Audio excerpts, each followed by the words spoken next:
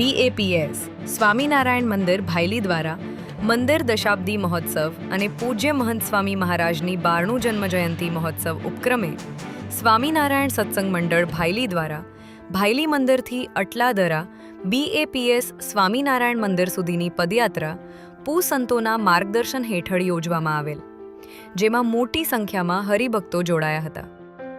પદયાત્રાના સમાપનમાં અટલાદરા મંદિરે મંદિર દર્શન બાદ સદ્ગુરુ સંત પૂજ્ય વિવેકસાગર સ્વામીની કથા વાર્તા અને આશીર્વાદનો લાભ મેળવ્યો હતો.